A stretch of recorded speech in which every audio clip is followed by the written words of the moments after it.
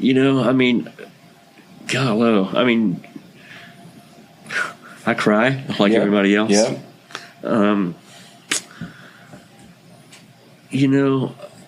I'll fall apart like anybody else. This has been a while, It's all right. but it's still very close to me. Yeah. I don't take what I have for granted, Amen. I really don't. And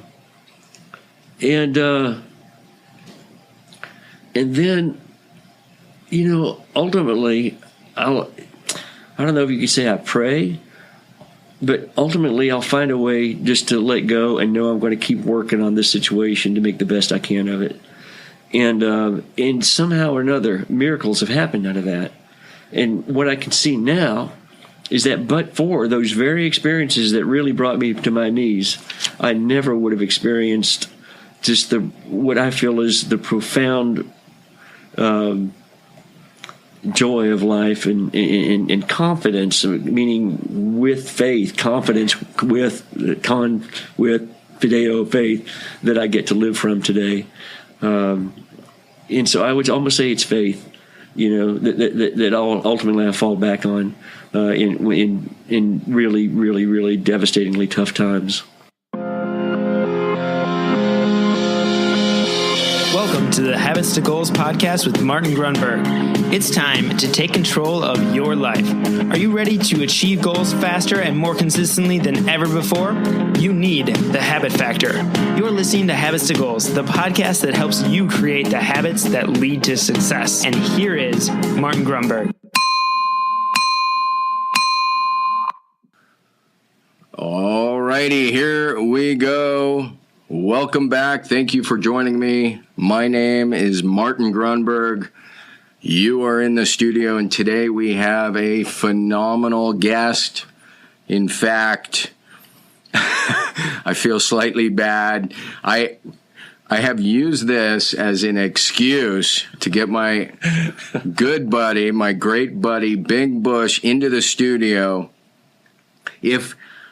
All I can tell you, just like quick summarize, if they were giving out life clinics, Bing would be a master instructor. So without further ado, Bing Bush Jr., how are you doing, sir? Thanks for coming in. Oh, thanks. Thanks a lot. It's great to be here. I'm doing wonderful. Thanks. Yeah, you look great. I have not, Likewise, as I said, look great. I haven't seen you in at least a few months, and it's an honor to get you into the studio. So, a little bit about Bing before we dive into his background. Bing is, and don't hold this against him, he's a lawyer. But for the most part, and we are going to talk about that, he is also a phenomenal entrepreneur in a very interesting way. If he is not in the winner's circle at Del Mar, he's probably on some other racetrack in the winner's circle, or he's touring India with his brilliant son, Ben, which I think just happened, and I can't wait to hear that story. So let's do that, Bing. Let's set the table, maybe take us back. Oh, I'm forgetting my own rule. We got to do our GTR here, fist pump. All right, would you like to go? First of all, you know what the GTR is? GTR. Good Things Report. Bam. All right, good deal. I like the Good Things Report. Right, so, and you live by it. So would you like to go first, or shall I? Yeah. God, do you have a preference? I don't, but I can flip for it. I got a coin right here. Okay, so you call it heads? Go. Heads? Right. Heads it is. You got heads? Heads, I go okay. first. Tails, you go first. All right, I get to go first. You go first. All right. All right, so I'm going to pick up where we were earlier. This is a bit of a brag, but I am blown away that my little 15-year-old sophomore, she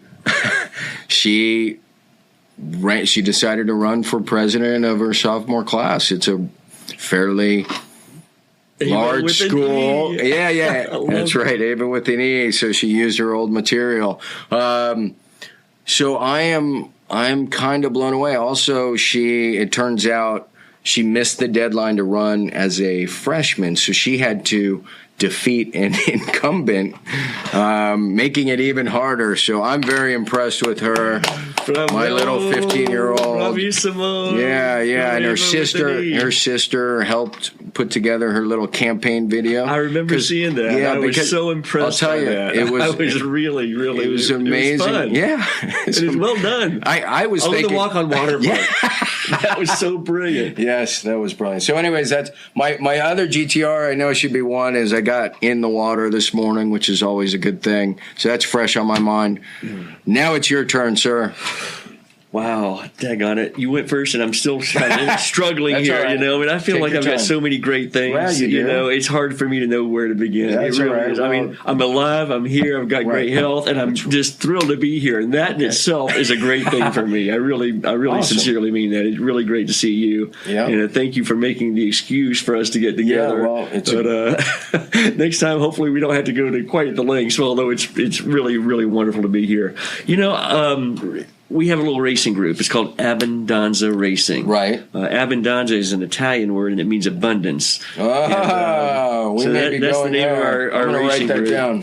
Keep going. And so we've had some real success here lately. And then just this last weekend, we had one of our fillies called Midnight Crossing, and she ran in the Grade 2 $200,000 Santa Ana Stakes.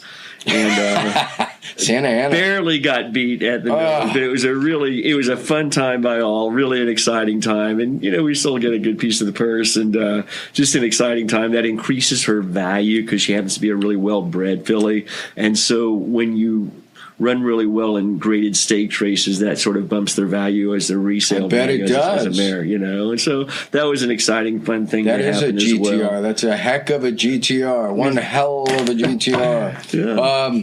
All right, Bing. So as promised, and I'm going to just quick check the time here. I'd like to.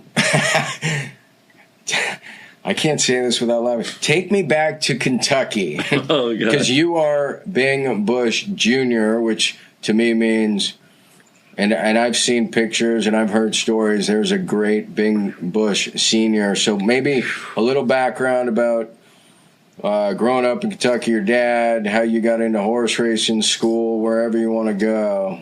Wow. That's a lot there. I know.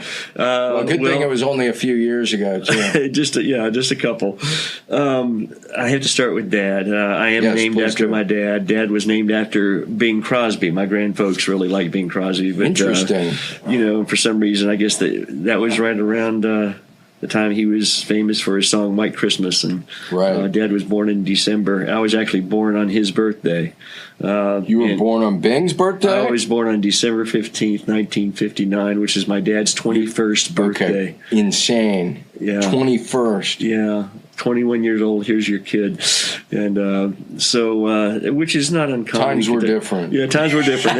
In fact, I was actually the second child to be born. The first didn't survive, unfortunately. But, he was married young, and my dad is a criminal defense lawyer in Kentucky, still is practicing. Very incredible man.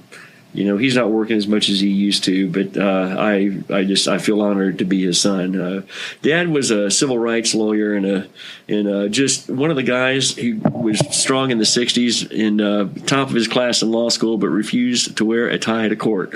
And was just I love that. Yeah, just a real. Did he have a great strong liberal ponytail? Oh yeah. He awesome. had, just the hair of the beard. He wore a cowboy hat a bit, and sometimes some, leather coats with shingles on them and stuff. But a tie, he had a hard time with that, and judges would kind of chastise him. And I can remember growing up in school, sometimes he'd take me to cases with him, and so I get to see him in trial. And every case was pretty much the same.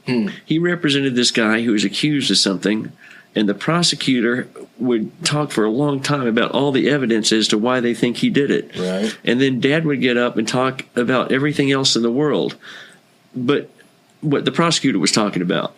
And then about halfway through the trial, Dad would get called into the judge's chambers, and the judge would go like this and shake his hand out at him, right. and the prosecutor would be like this, and then Dad would come out, and then he'd give this, the prosecutor would give the closing argument, and it'd be a pretty strong closing argument. Right. And then Dad would get up and talk about everything except for what the prosecutor talked about, but he really was about compassion.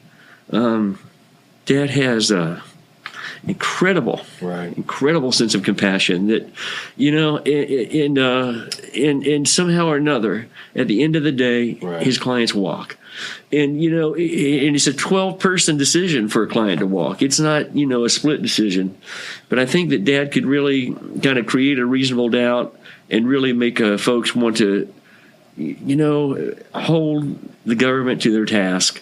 And if there is a reasonable doubt, they're gonna take it. And if there is an extraordinary case that nobody can win, you want my dad, because he can't lose it. If you get a case that nobody can lose, you don't want my dad, because he will lose it. Oh, really? Oh no, man, that's a little hard. Yeah, but he's really better at the miraculous than he is the mundane. Let's put it that way. Right. But in any event, I grew up. We didn't have two pennies to rub together. When he got out of law school, he was working at the Shell station still, wow. But he got a job right out of law school, and with a big firm, and not a big firm, but a firm in Kentucky. And then he started his own practice, and then things, we were virtually in housing projects, and then we moved to a subdivision house, and then to a farm. And by the time I was 8 years old, we moved to a farm that was next to a horse park in Lexington, Kentucky. Wow! And I was fortunate because I loved horses.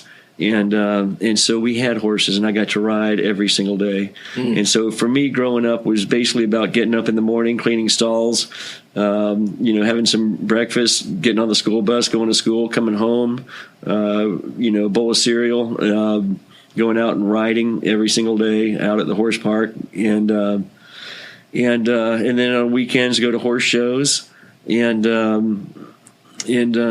that was pretty much my life. We'll study in the evening, of course, but how did you do in school? In high school, probably average, a B student, okay. Fair, right. above average maybe. And at that point, you're still riding quite a bit? Every day, every weekend. Were you doing polo stuff? No, it was really more hunters and jumpers. Okay. At that point, I was involved in, a couple of organizations there, and then they have just tons of shows around there every weekend, pretty much. And then at what point do you know? Two significant questions, probably interrelate. Well, I know they interrelate at some point. What comes first? I'm assuming it's law. When do you know you want to study law, and take on that task? That's a good question. I always looked up to my dad, and growing up, I just assumed I'd be a lawyer like my dad. Right. I just idolized and worshipped him. Sure. And yet I just love horses. I like a lot of different animals actually, but for some reason horses and I just get along. And through high school, college, and law school, in fact, I worked at the racetrack. I galloped race horses. I broke yearlings. I did a lot of different things with horses. Just night watching broodmares, you name it, I pretty much did it, right. in the horse industry in Kentucky, and really thoroughly loved it. Did, I don't know, just a lot of things, fox hunting, you name it, I did it. But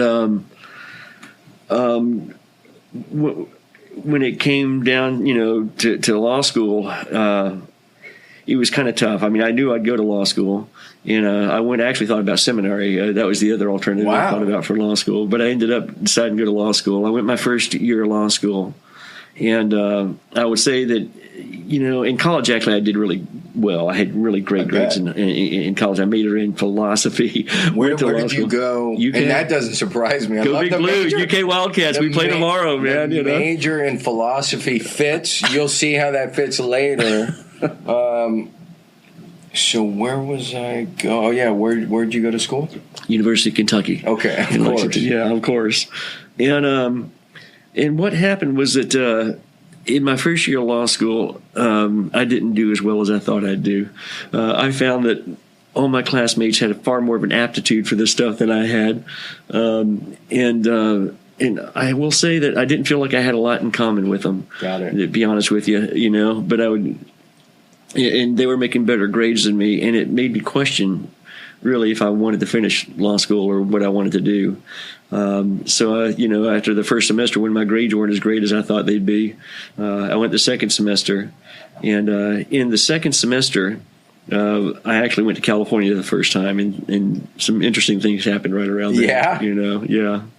Where in California did you go? Well, I'll tell you, it's actually how I ended up going here, right. Or moving here from Kentucky. It was spring break from my first year of law school. And spring break. Yeah, I traveled around. Yeah, in San Diego. There you go. This is a while ago. I mean, I'd backpacked through Europe and the Middle East and stuff like that. And I'd gotten to travel a little bit, but I'd never been to California. Never really thought I wanted to go. But my sister Marcelle, who's always been smarter than me, got a job. She's a little bit younger than me. But she got a job right out of college with the La Jolla Light newspaper in California. Wow. And so her boyfriend had broken up with her in kind of a hurtful way. Right. And I figured, with spring break, I think my dad's car will make it to California. Nice. I'm going to drive to California. And so I drove cross country, and she was living in Pacific Beach at the time. So I arrived there. Well. Yeah, of course. She was on Feldspar. Yeah. And so I went to her place, and she was working. I dropped my bags. And I wanted to see the Pacific Ocean real bad. So since she was working, I went down to the just a little bit north of Crystal Pier is Diamond Street, and a little place where you can go right down the steps there.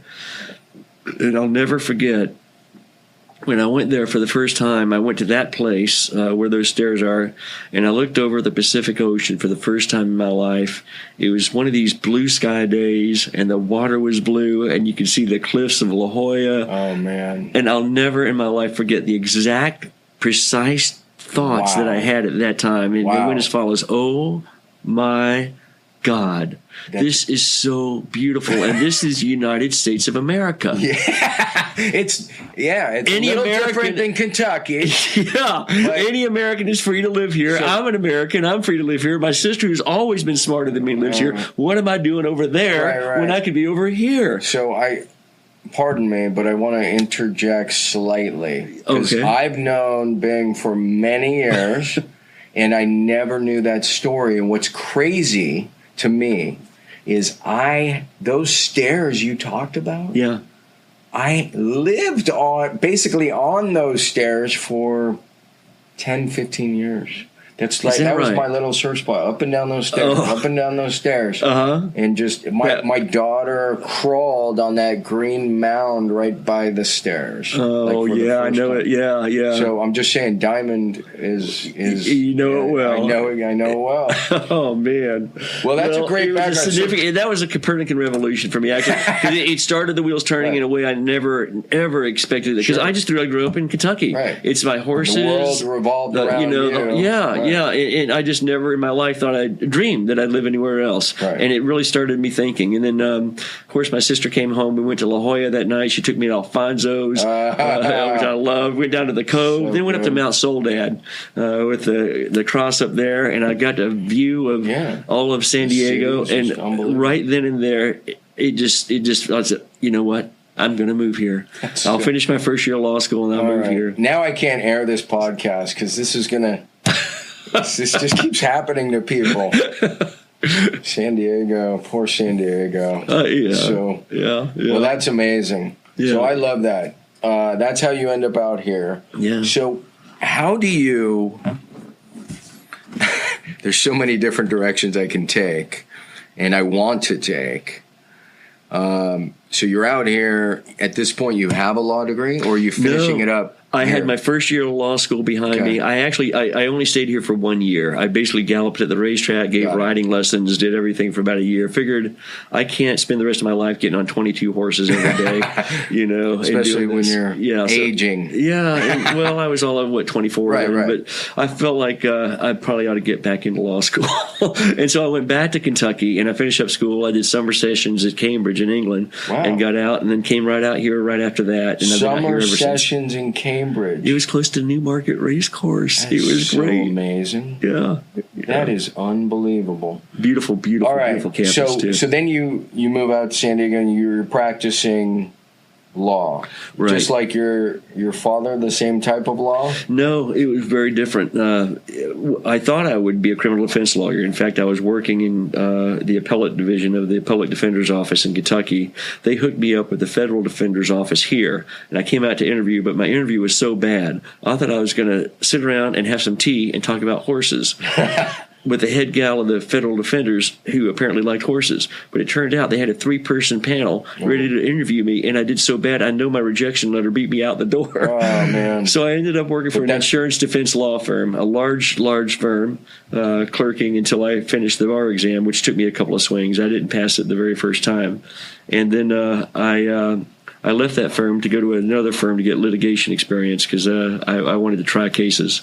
And I stayed with that firm for a while and made partner with them after a few years and was a partner with that firm, Mullen, Plummer, Badger & Bush, for a while, and then started my own practice. Well, what I love is you come across, and this is all good, as a guy who just knocks it out of the park, first time, swing, and it's gone. Yeah. And you have shared at least 2 or 3 stories where it's just been a battle and you've persisted and you've found your way. I'm beginning to have this new theory that persistence is the path of least resistance. Wow. We don't have to dwell on that. We can do that you later. Have these pearls there's another one. I'm going to have to chew on that one a while. Yeah. No, we don't have to. I don't want about Martin here. I don't want the show to come to a screeching halt. But I love it. I didn't know. I mean, honestly, I look at you and I just think and you have this magic touch, but I love the fact, hearing the stories where you battled through, you failed this, you got rejected at this, and then you found your way, you kept going. Yeah. You didn't let it beat you down. Which, by the way, this is called habits to goals. So a lot of the people that tune in theory, are pursuing goals. Sure. And so much of it, I believe, is this mastery mindset. It's just, so we'll get into some of that as well. So you got your degree, you're out here. Tell me one of your great, and you don't have to, I mean, obviously anonymous, but one of your great success stories. I know you have a ton from your law practice without, again, getting into too many specifics. I think you tend to show some creativity there as well. If there's anything you can share that's not going to, be an hour long. You're talking about in the legal arena, you mean, a success story? Yeah. Well, I know you've defended or assisted claimants. So. Yeah, my work today is primarily plaintiff personal injury work. I represent people who have been hurt or injured, and I try and get them fair recoveries. And I'm lucky today. Most of my cases are referred to me by other lawyers because they might not want to try a case that's going to go to trial. Right. And I really, honestly, I think the best thing I feel like I can do is take a person's plight, try and feel what they've been through, and articulate it in a way that ultimately a jury will understand. And at the end of the day, a jury just wants to do the right thing. I don't care if they're conservative. I don't care if they're liberal, but we're hardwired to do the right thing to help people out. That was worth the show right there. Well, we're hardwired to help people. So at the core to do the right thing. I truly believe that, you know, and I think if I can help a jury understand that, and then I can ask for something fair, then they're going to come through for me every time. I bet they do. And so, it could be a big case or a little case, but I guess on the big case realm, I once had a case that I almost had to quit practicing law after. I've had a couple of them. One was a failure in a way, and another was a success in a way. The success, however, in a way, was a case where I represented a man and a woman who had lost their son and their daughter and their 2 grandkids. Oh.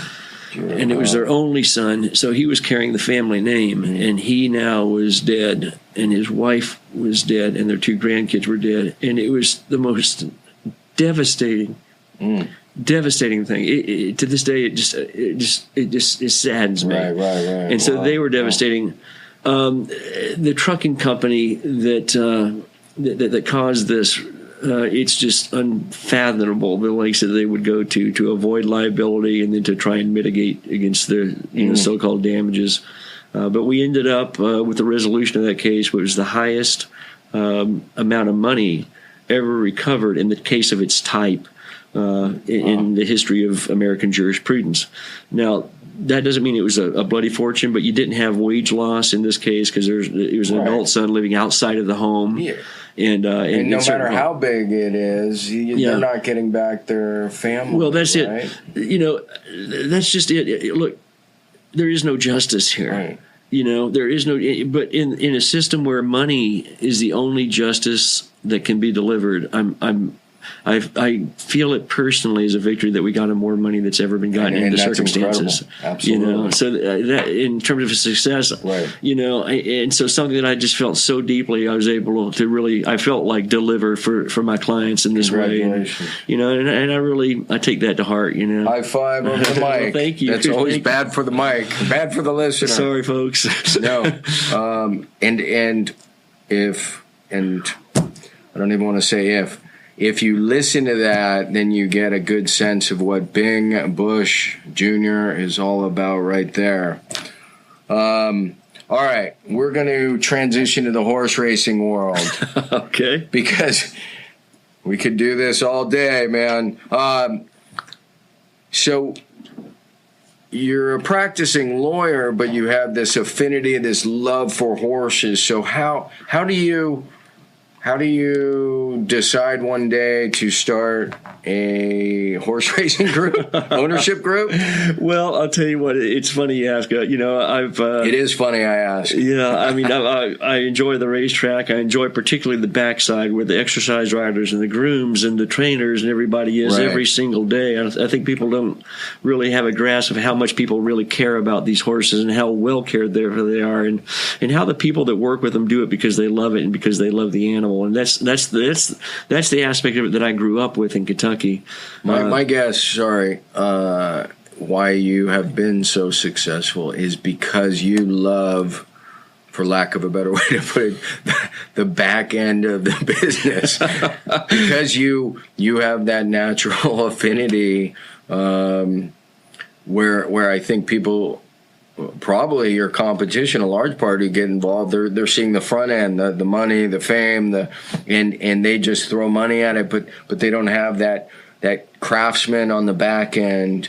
So for whatever it's worth, I'm throwing that out there. I'm not surprised you have so much success doing what you're doing because you love the things most people jumping in probably don't. So that's nice to hear. Oh, I am lucky that way. I genuinely love the animal and I love the industry. It's your upbringing. Yeah, and I'm lucky in my other practice too. I love being able to help people. I mean, my drive for even the personal injury cases is just helping people.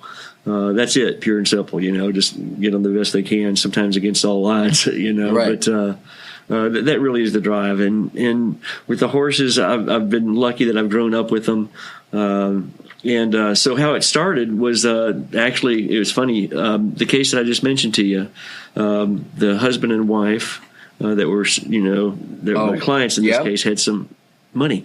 And wow, what a crazy, twisted. Now they grew up in the world of football. I get it. He was a football coach with his son, and grew up, and everything. And they regularly went to football games, high school games, college games, professional games. Their whole life was about that, and he just didn't have. He was just lost, and she, my clients were so lost, and so I had this great idea.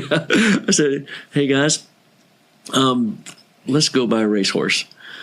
And they knew me well enough to know I liked the horse racing industry, and they said we didn't take any money; it wasn't much, I mean, my clients threw in a little bit, and I mean a little bit, and I threw in a little bit, and I had a couple other friends, and we threw in a little bit, and we bought one unraced 3-year-old filly. And she ended up doing really, really great. That is magical. Yeah, man. And that was the start of Abbondanza Racing. What year is that? That was 2012. Really? Yeah. So fairly recently. That is fairly recent. So that started. I thought that was. Yeah. Well, I've been involved in some other things. When did we go to China? That was shortly after that. What was that? Was that what year? 12, 13? It's 28. God. I guess. Yeah. It might have been. All right. Well, we're killing the show. Sorry. Yeah. That's good. It was, by we, I mean me. Yeah, no. I think Abbondanza was in its infancy when we met in China. As a matter of fact, China. Yeah. Good job. Oh man. Wow. Yeah.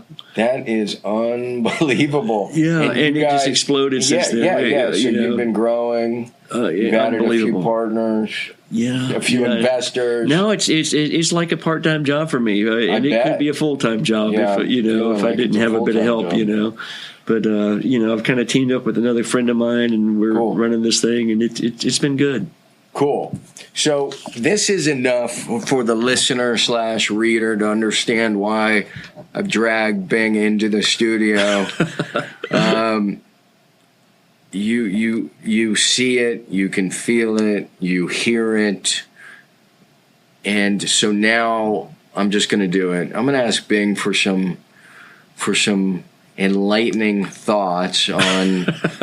Since I didn't know he was a philosophy major, or at least flirting with that idea. Yeah. Let's. And I know you're also working on a book, so I don't know what you're allowed to disclose there. Sure. Without giving it away. But let's start with the semi-softball. All right. How would you define success? How would I define And by the way, success? it's not really a softball because everybody's got a different answer, and just meditate on that one for a second. Thank you. It's a great question. I wish I had thought about that more before. No, in some ways it's good. It's a great question. Top of mind it too. My goodness, and I'm not sure if I can come up with an answer to right this moment that I'd really, give you if I'd pondered it more. But I mean, off the cuff, without pondering. Without pondering it, I think success for me is really. Finding that place in yourself where you can really love yourself authentically. It's rad. Nobody's ever said this is a common question. Because the only thing is you get didn't there, say then you've got everything else licked. It doesn't matter what else Repeat it is. that though a little stronger. That was beautiful. For me, I believe that I would say that success is finding the place in yourself where you can love yourself authentically and live from that. That's rad. And that doesn't do it justice. That's really nice. It's very, very different than some of the common answers. Authentically loving your authentic self, recognizing it. That's beautiful. Living from that. Yeah, living from that. Here's another common question I like to ask guests. How do you battle through tough... Again, everybody sees you as the magic man, and by everybody, I don't know but you're Bing Bush, man. You got to understand, Mr. Steele, our good buddy who introduced us, he talked about you all the time, and I knew I loved you just when I heard your name. And he kept saying, "You got to meet this guy. You're not going to believe this guy." So, given that you're the magic man... Well, that is mutual. It took me a little longer than hearing your name, but it didn't take much longer, man. So, but how do you battle through tough days? Hellish days. Days where everything seems to be going wrong. I had to really reach on that one because I had to be candid with you. I don't have those days anymore. I really don't, when things are tough, then I don't know. I suppose I get down like everybody else, but it didn't take me very long at all. In fact, it almost happens instantaneously. Right. Somehow, I don't know how I'm going to get through this, but I'm going to get through it, and know that there's going to be something bright on the other side because it's happened so many times in the past. So, and I love that. That answers. Not that there's any right or wrong answer, but what I'm getting at is I love that take, and And I love that you said, I want to reach, because that's what I'm asking you to do, is actually reach back. Yeah. When you got rejected, when this sucked and that sucked, and so I understand you have to reach, because it sounds to me like you've developed this resiliency habit where you've learned certain things to forget and move on and focus on where you're going and not dwell on the past. Okay. So the question is, all right. I you know what? I'll tell you what, because I can remember a couple of times when I was just really down on my knees. You know, I mean, just on my knees. Right. And I really didn't know what I was going to do. And so, oh goodness. The funny thing is that whenever those times were, you know, I mean, God, I mean, I cry like everybody else. Yeah. You know, I'll fall apart like anybody else. This has been a while, you know, right. but you know, it's still very close to me. Yeah. I don't take what I have for granted, you know. Amen. I really don't.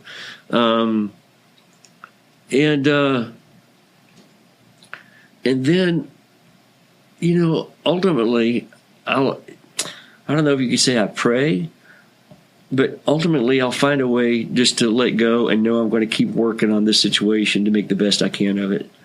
And somehow or another, miracles have happened out of that. And what I can see now is that but for those very experiences that really brought me to my knees, I never would have experienced just what I feel is the profound joy of life and confidence, meaning with faith, confidence with fideo faith that I get to live from today. And so I would almost say it's faith, you know, that ultimately I fall back on in really, really, really devastatingly tough times. All right, a quick timeout. Again, thank you so much for joining me in Habits to Goals. I hope you are digging this interview. I want to share with you something pretty cool we've just thrown out there. You can catch this either live or recorded. It's a webinar I put on. It's about 60 minutes. It goes through 9 major tips. It gives you background about the habit factor, a little bit about me, and an overview and intro to something we have put together called the 28-Day Breakthrough. Fantastic course. Really, the goal of which is, it's the old, you don't feed a man a fish or woman, you teach them to fish. And so this is built above, beneath, around the habit factor, really gets in depth with mission, vision, values, some great modules around goals in particular, energy, the mastery mindset. Those are modules that are included. Anyways, check it out. All you have to do is go to thehabitfactor.com/28. That's the number 28 day, D-A-Y, webinar. That's thehabitfactor.com/28-day webinar. You can get the info, sign up, and hopefully we'll see you on the inside. And with that, let's get back to this fantastic interview. Cheers.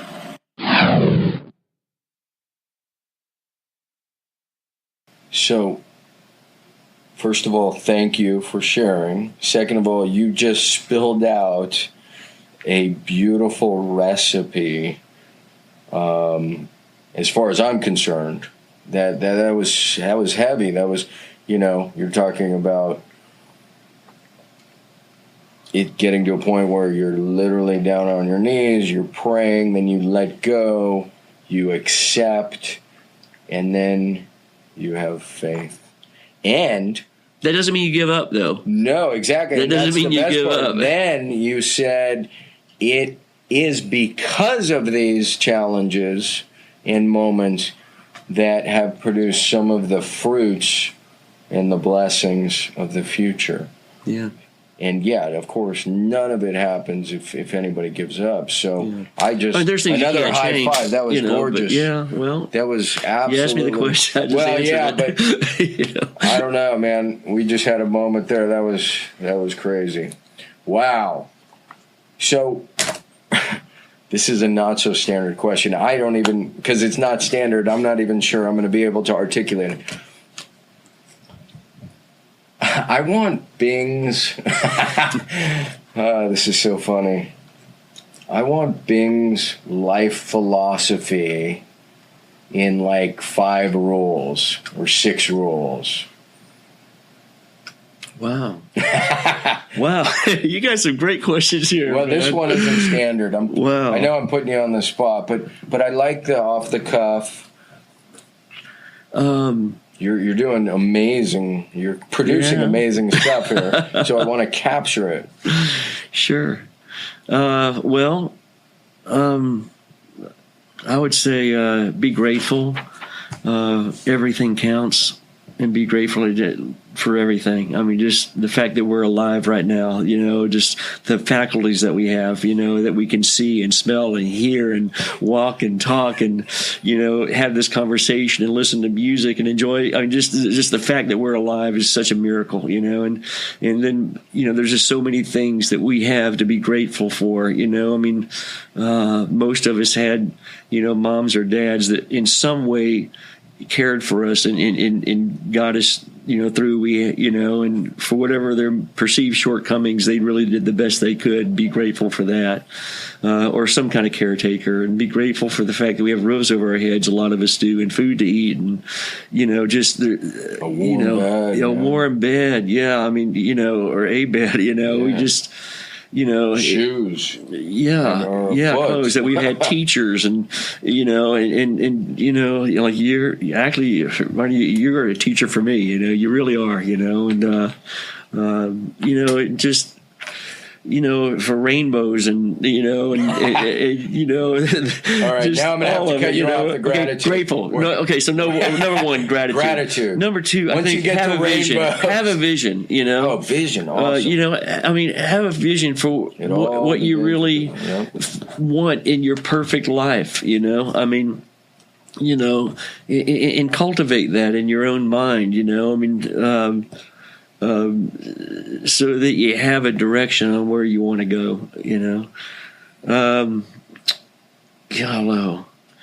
I think the next part I might say is to take action steps on that vision. A vision without action steps is pointless almost. I wouldn't say it is pointless, but it's not going to take you anywhere. And so no matter in your life how much pressure you feel for all the other distractions that you feel like you might have to do that's not consistent with what your vision is, no matter what your dream is, make time and take action steps on a regular basis towards that vision. If you have if you have school or work or wife or kids or things that keep you from doing it, you can absolutely carve out some time in your day on a regular basis to take an action step, no matter how small, in the direction of your dream.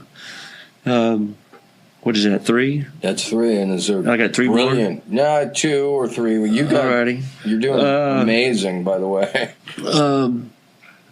Oh my goodness. 4 is the most important thing. Is authentically love yourself.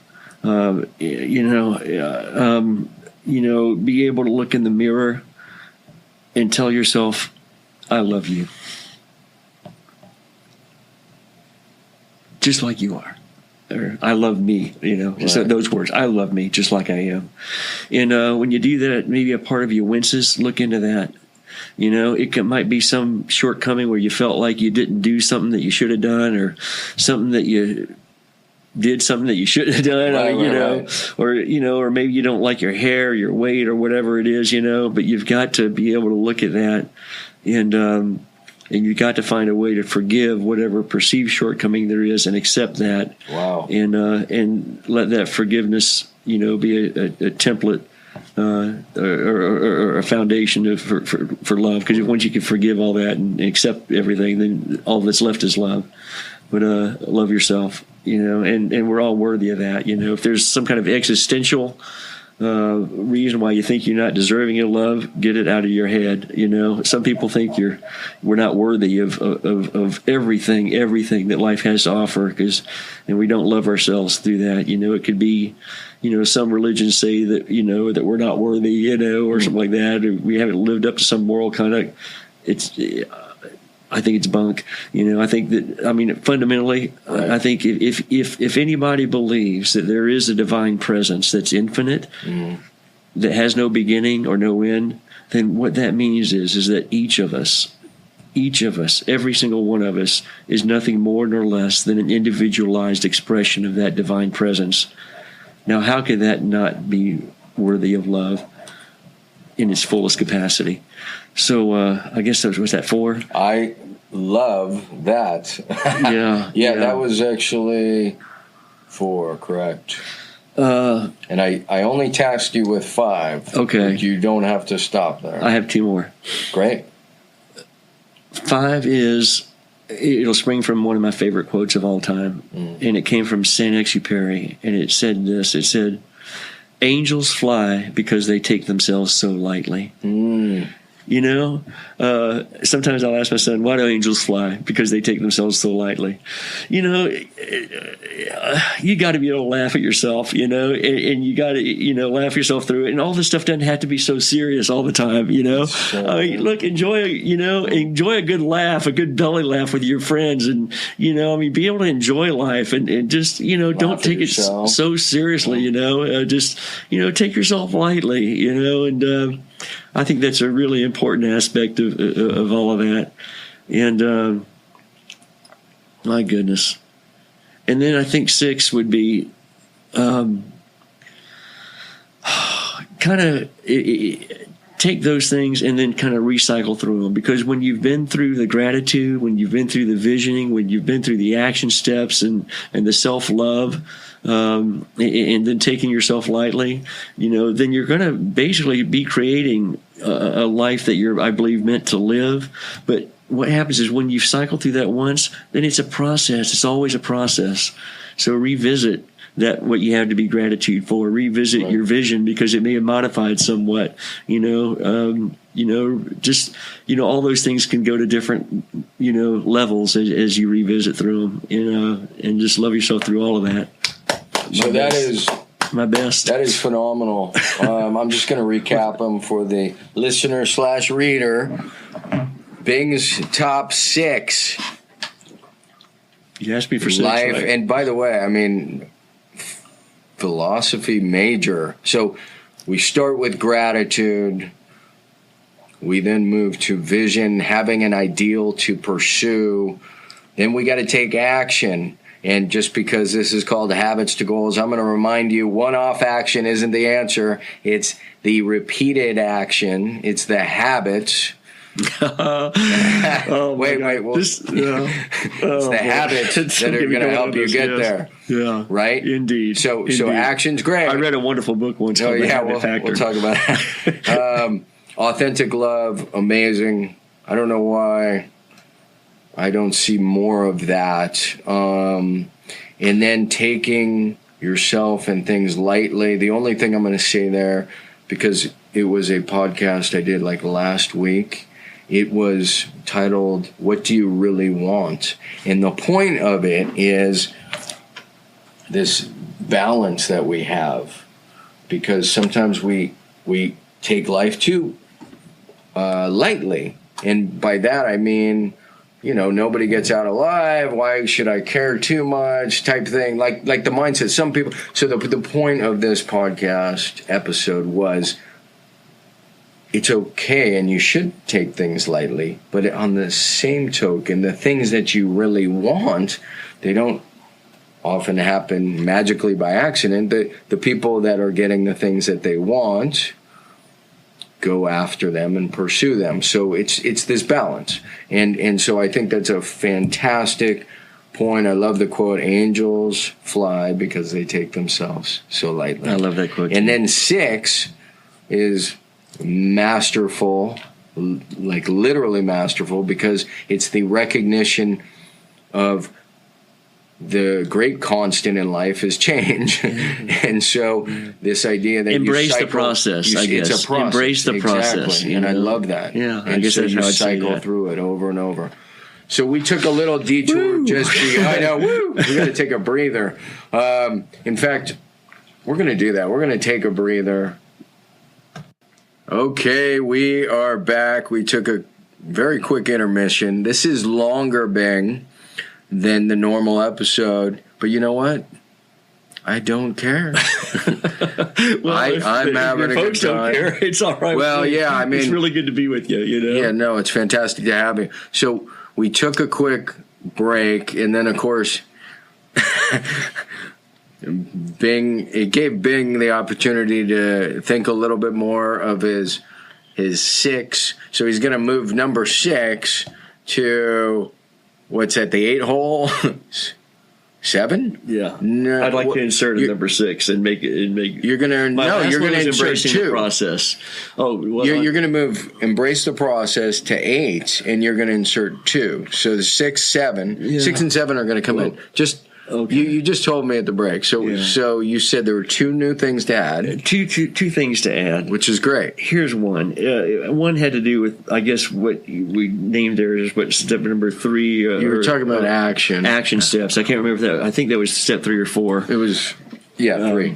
Alrighty. Once you know what your ideal is, then you had to take action steps. You know, and you have to do things, no matter how little time you think you have to do things. Correct. But one thing that I felt like it was important to add there is that I think really one of the most important action steps is the step of allowing, because the reality is, I think that I really believe that life wants to give you what your vision is. You know, you're now living consistently with what you're really meant to be, and life wants to give that to you. So when it presents you with opportunities, don't say no. You have to allow and it. Listen. Thank you for that. No. You're exactly right. I think it's a co-creation. Like, first of all, we came from nothing, right? Like, so we can't take credit for anything we even achieve.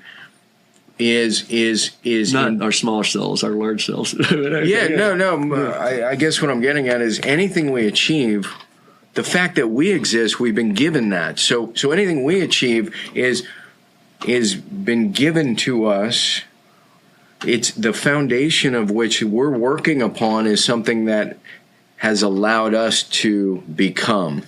Yeah. So if you're following that philosophy major, my point is I'm right with you there. It's a co-creation and allowing and listening and being open to. So when maybe I'm misunderstanding you, so you can clarify. So my ideal's over here, and I'm taking action, and I'm going towards it, and then something broadsides me, so to speak, and it directs me a little bit to the right, but I should allow and look and see if maybe there's a fit there that weaves me towards my vision. Is that what we're getting at? I think you're absolutely right. That's certainly an aspect of it. You know, I mean, you know, when I think of allowing, you're right. It could come from a direction that you don't anticipate, and usually does, as you say. And it might take you a slightly different direction than what you had sort of thought your action steps should be. You know, right. But you know, sometimes we go along and we're working so hard at what we do, and then something gets presented to us, and we think we negate ourselves, or we think we're not ready for it, or we're not, you know, fill in the blank, and we don't allow. Yes. You know, we look a gift horse in the mouth. In other words, you know, I'm viewing it slightly. And sometimes, you know, life is there. I think it's waiting to give us, or it's not waiting, but it is giving to us. And if we're in our action steps, not in the space of allowing, you know, because we think we have to do something instead of allow something. Got it. Then perfect. We've made it more difficult than it needs to be. So I wanted to add that to the action steps. Make allowing, you know, part of your action steps. You know, be open there. You know, so I was incorporating that into the allowing step, and then I was going to add a little. So go ahead. No. I just want to support your point. The show, I think, that comes on before yours So in theory, I'm not giving it away, because even though we're recording this before the show comes live, by the time this is live, the show has been out. Okay. Okay, got it. So the show that went before us that you guys heard last week or last time. Hopefully. Okay. Yeah, hopefully you did. But you're going to love this. I can't wait to hear it. What What can I not wait to hear? It's mind blowing. So if you're listening to this and somehow you missed the last interview, stop, go back, listen to the last interview. Yeah, no. But his name's Fred Gratzon, Gratzon, He has had multiple big companies. He's another magical guy like you, and he's 71-ish, and this fits in the allowing. This fits in a magical way, because his book, at first blush, people probably think is stupid. I'm sure I'm victim of that. It says, The Lazy Way to Success. And I'm like, but then I don't know something was compelling me, because nobody even recommended.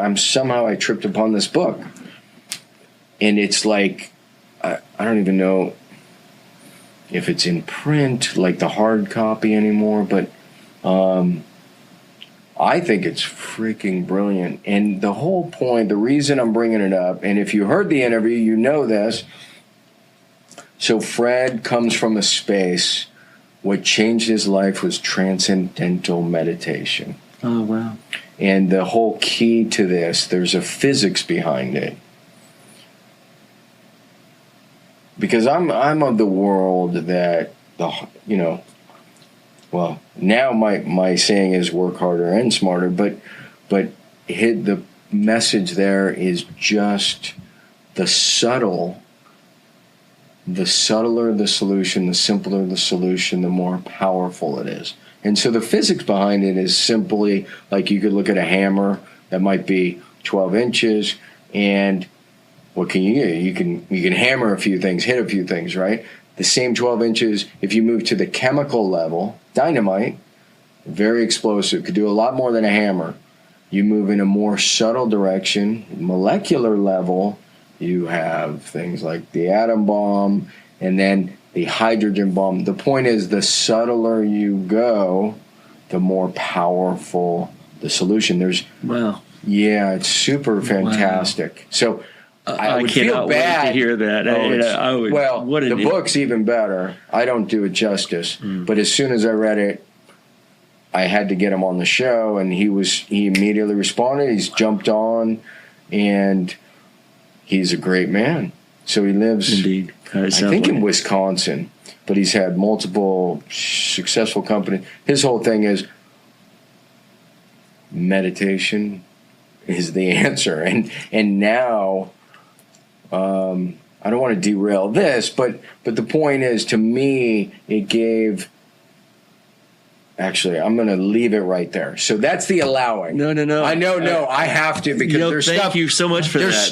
That is really great, because I think it does tie very much into the allowing. But there's stuff I'm working on. Beautiful metaphysical level, that goes into the next book. So I need to cut myself off anyway. Goodness. Wow. So it's very fantastic. Very intrigued. It's fan-freaking-tastic. I believe it. So that's the allowing, and that moves us to the next. Right. Well, I think that was meant to be part of the action step. I just wanted to incorporate. Yeah. You can do, but you really have to allow. And I think the next one you want to get to is really, really important. Yeah, thanks. Well, I would put this sort of as one of the steps. I think we said we talked about.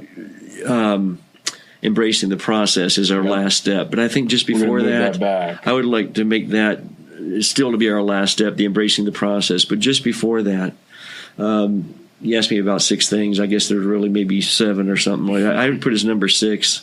I would say give. If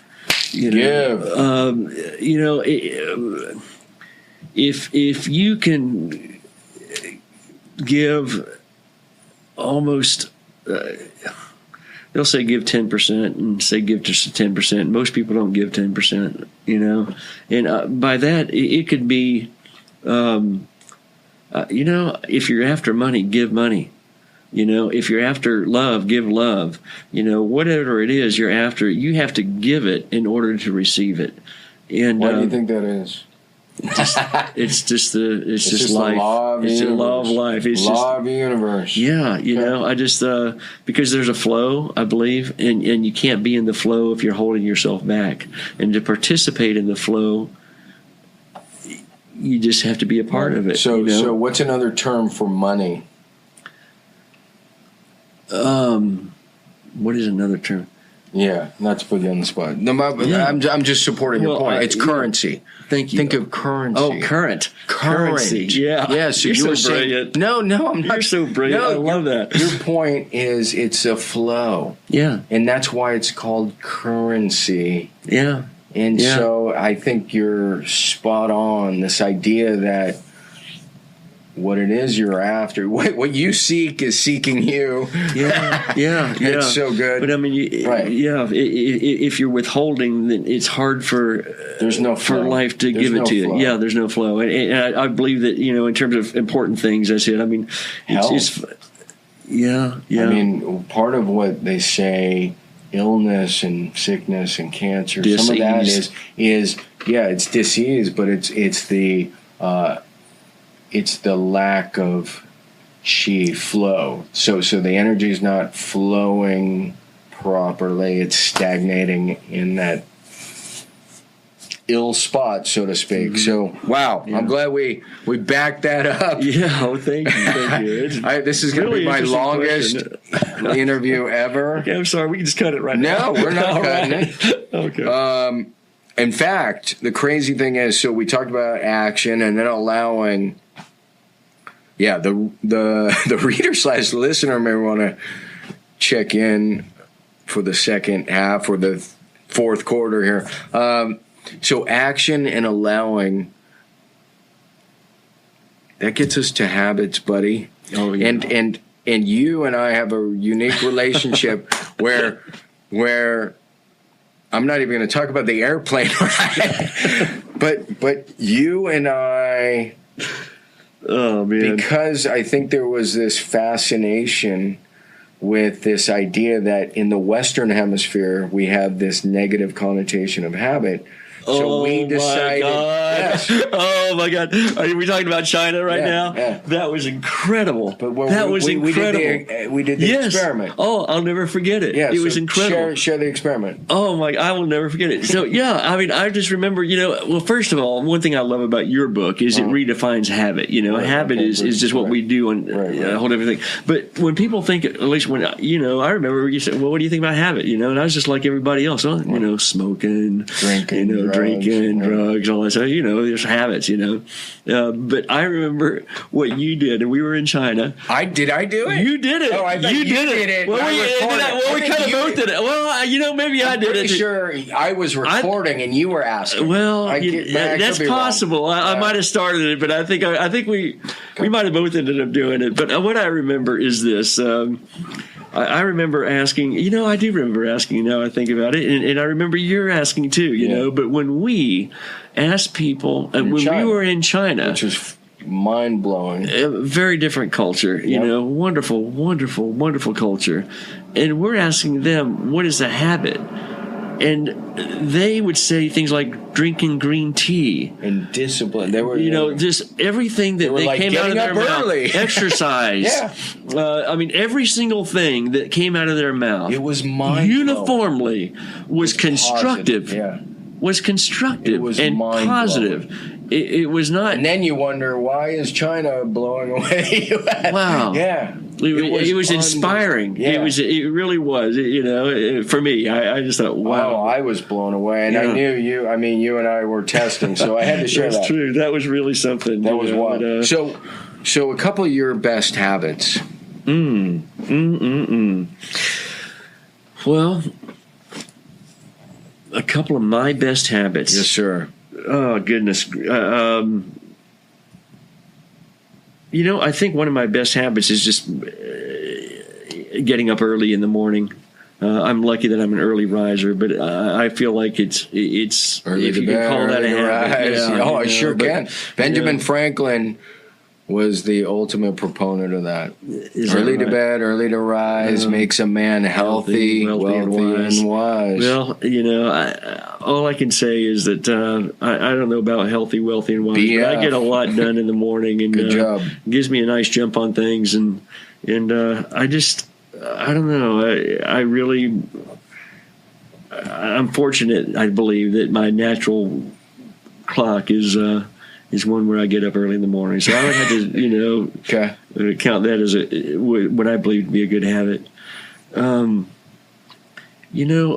don't know if you. Well, the nice thing is, I know you would call it a habit, but some people may or may not. But one thing is, I really do try and look for the good in everything.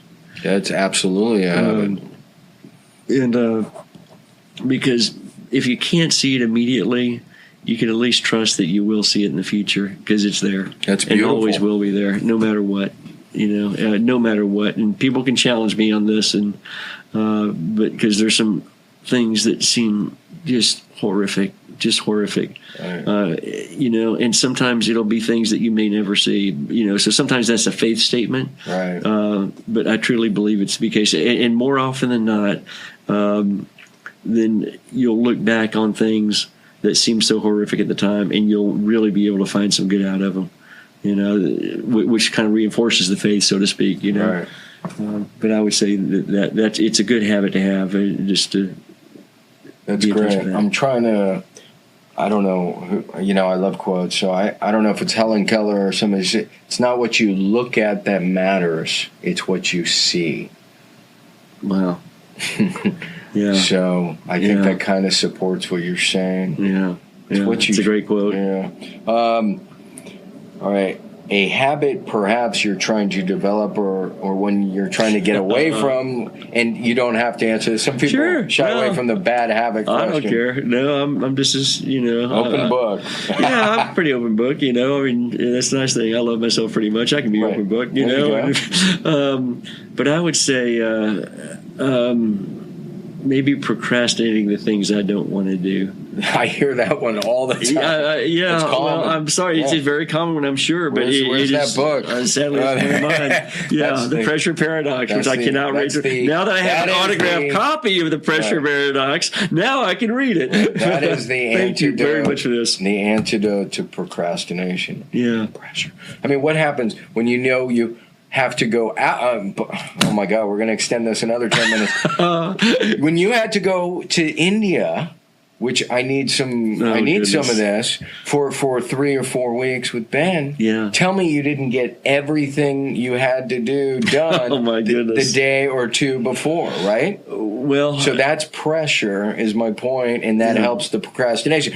But that aside, give me a few highlights. I need to hear about India. Oh my goodness! Well, yes, I'll tell you, I did go to India for about 3 weeks. You took your I took my 22-year-old son Ben Bush, and I'll tell you what: if I'm humbled by my dad, I'm also humbled by my son. He's an amazing young man. He is incredible. I mean, I can't even believe how fortunate I am to get to have him in my life and to get to share him as a friend and as my son, and just a really wonderful connection I get to share with him. That's the gratitude right there. Yeah. Well, so Ben went to Northern Arizona University in Flagstaff, and his first semester of college, he started a meditation group.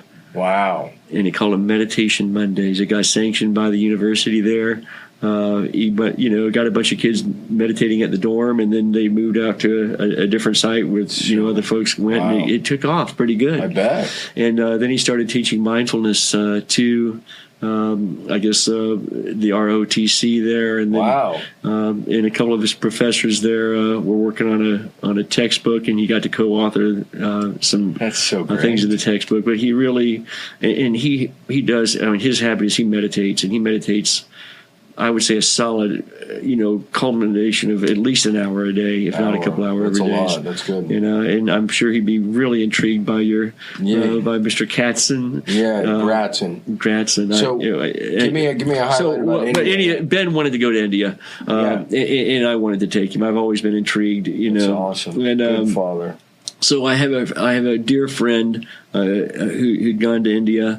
And he did what you might call a holy city tour, and so we went to a lot of the same places that we went to. I kind of modeled our trip after his trip, right. And I don't know if you want to know where we went or what we did or anything like that. But the highlights, just my a goodness. highlight or two. Well, okay, first highlight for me has to be spending 18 days with my son, one-on-one, with no cell phones, no interruptions or anything like that. Just side by side with Ben 24/7, experiencing a whole different culture and a whole different environment with nothing that was ever familiar. That's magic.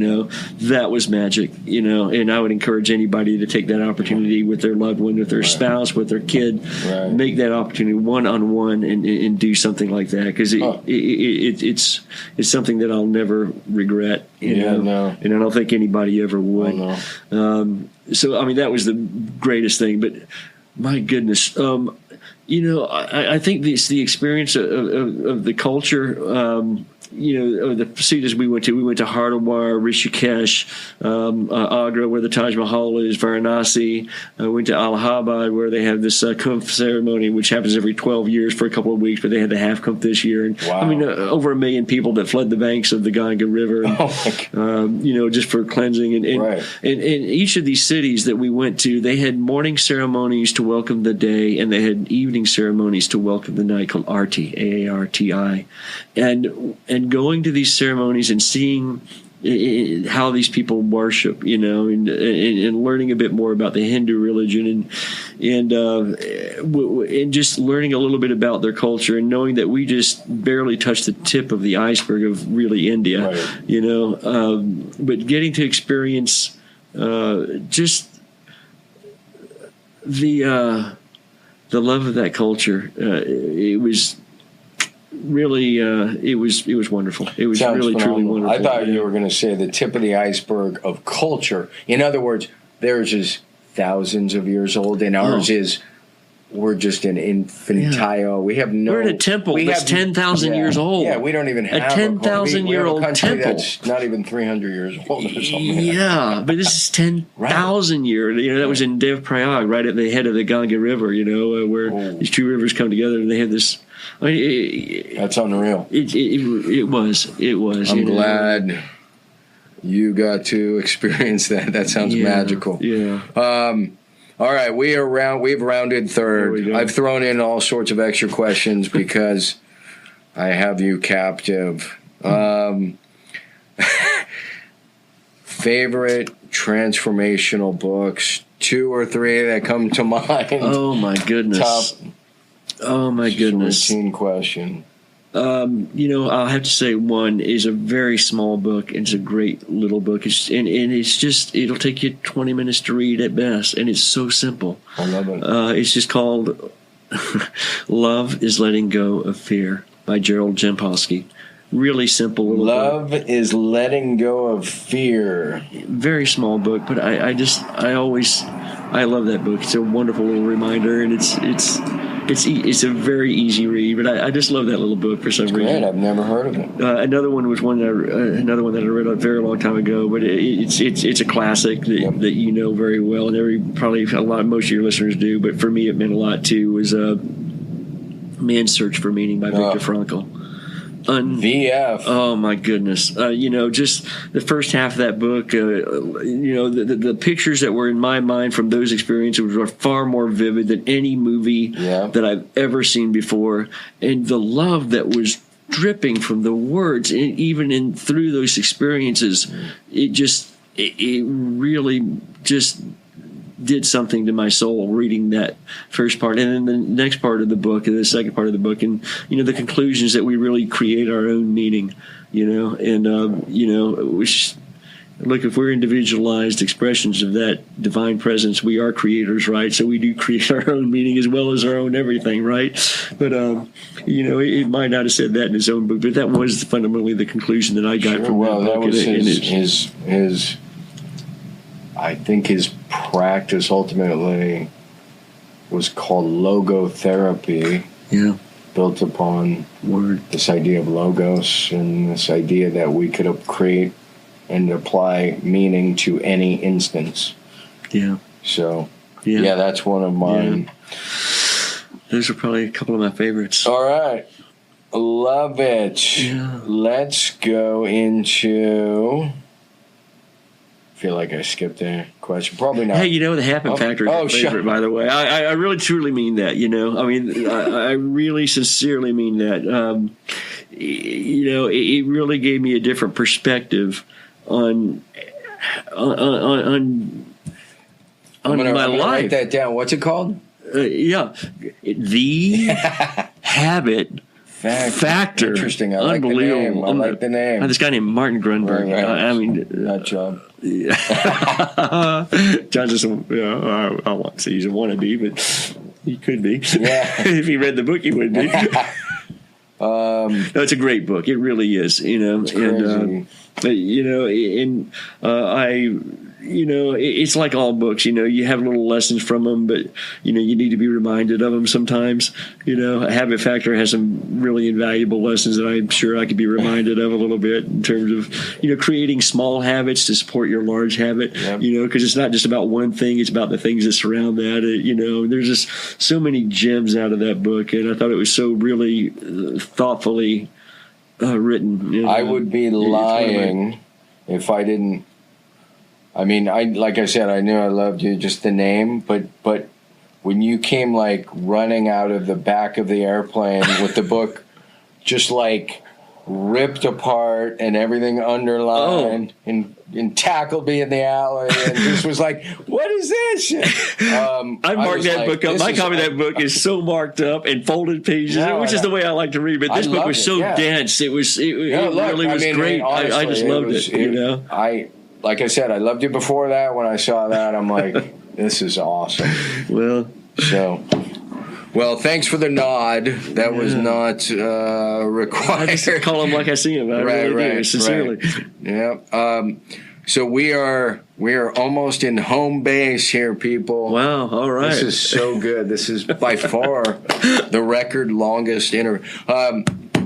You're not much of a technophile, but gadgets, apps, websites, tools, other than the phone itself, anything you can't live without that you're digging tech-wise that's changed your life. You're there's nothing. You're asking the wrong guy. I'm so sorry. No, it's cool. I throw it out there because some people... Yeah, I mean, I really love Waze. You love what? Waze, W-A-Z-E. It's an app that gets me through traffic and tells me, where there's accidents and all that stuff. That's funny. Well, that's an app. Honestly, that's how, I'm just worthless at this. I'm so sorry. You're not love to be able to contribute. But on this subject, I'm really truly worthless. You could ask virtually anybody else, and they'd have a great answer for you. Some amazing mind bullets and wisdom bombs that have been dropped here. You're generous. I'm gonna throw. Before we sign off. What can you tell me? What are you at liberty to share? Do you have a working title for your book? What do you? And if you don't want, if it's too early, I get it. It's fine. No, the working title of my book that I'm working on, and I really sincerely hope to complete and hopefully even possibly publish this year, is called "How to Be You." How to Be You, the manual. How to Be You, and there'll probably be a subtitle. I find that slightly hard to believe that doesn't exist. You searched. If I have to change it, No, I know. I'm just, but you're right. I just asked you for the working title. Yeah, it's just a working title. Okay. I really haven't gotten. And the best part is, it tells me exactly what it's about. So, anything you want to share about How to Be You? You've shared a lot, so maybe you're going to go back and listen to this and put it in your book. Well, you will. I'm sure you'll see a portion of that in that book for sure. I'm looking forward to it. I feel like I want to Google it right now. Well, I have a friend, John Ashraf, and I have Jim Bunch, and they both tell me, and Jimmy, Johnny and Jimmy. Yeah. Wonderful, incredible, inspiring folks to me. And are they helping you on the book? Well, no. I mean, not directly. Okay. I think John might put me in touch with a publisher or something like that. Okay. Although I mean, look, everybody helps me. Amazing. You helped me with this book. No, everybody helps me with this book. Everybody that I've ever contacted helps me with this book. Check this out. Yeah, somebody else has it. How to Be You by Jeffrey Marsh, Penguin Random House. Oh, you're kidding me. No, and there's a few others, How to Be You, which is good, though. But mine will be better than those. Yeah, yours is going to be way better. It is better than those. It's better already. Yeah. It's almost Trust done, me, actually. when I was 3 feet from the finish line, sort of, with the pressure paradox, and a book came out, and it was called Performing Under Pressure, and I actually celebrate. At first I was like, oh, bummer, because I thought they were going to talk about pressure like I was going to talk about it.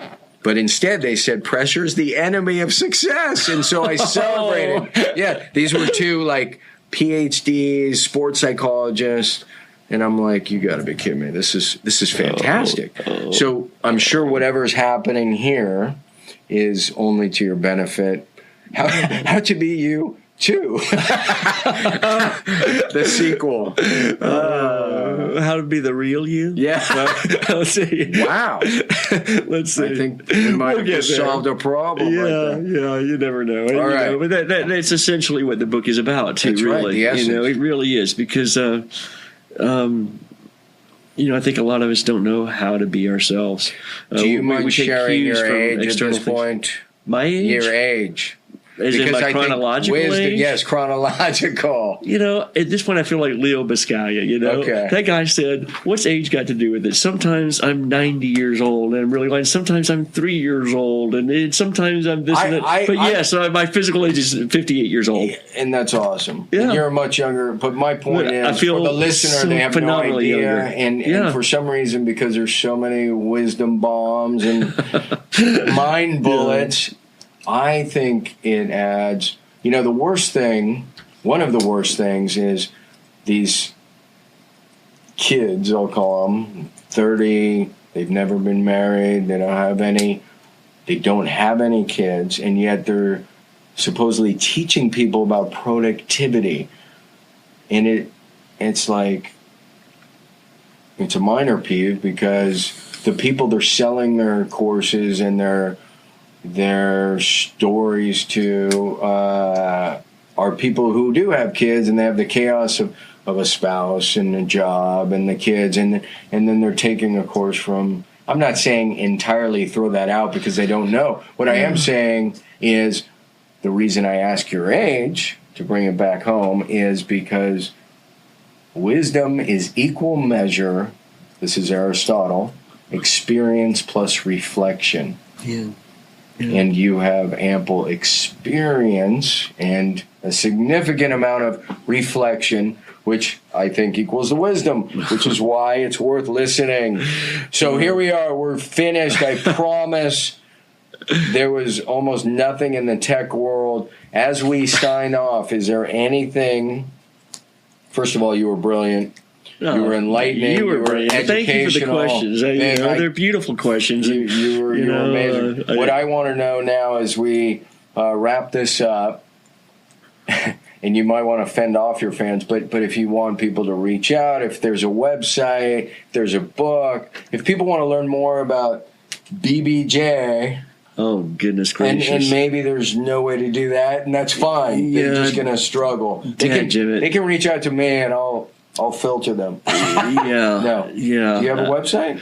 Well, my law firm has a website. See that? It's called bushlawoffices.com. Awesome. We have... it's BUSH. There's no C in there. Right. and BUSHLawoffices.com. There would be on the bluffs of beautiful Del Mar. There you go.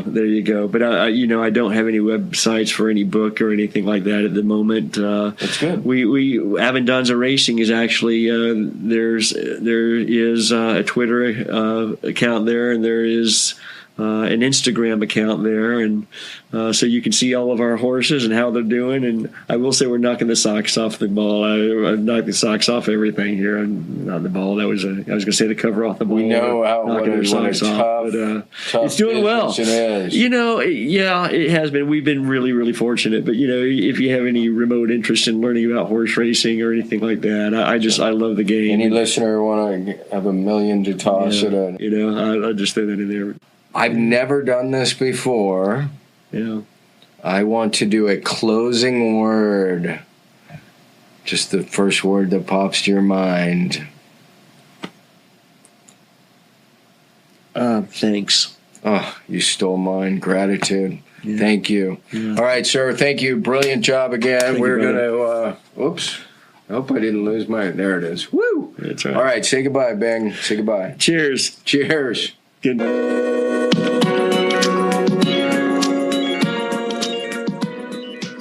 Today's episode is brought to you by Audible.com. There are over 180,000 titles to choose from.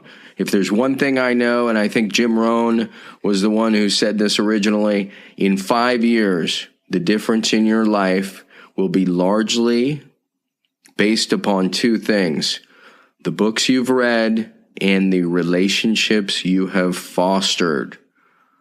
Doesn't it make sense to take advantage of the downtime, whether you're on the road, on a run, in the gym, kill a couple birds with one stone, get a book going? It's phenomenal. The more people I turn on to it, the more compliments I get. Not that I've actually done anything. 180,000 titles to choose from. You get one free book a month, 30% off any other book. Again, check it out. audibletrial.com/habits to goals. I'm going to say that again real quick. audibletrial.com/habits to goals. And that is the number 2. And of course, when you support our sponsors, you are supporting the show. So thank you again. I am extremely grateful. We'll see you at the next episode.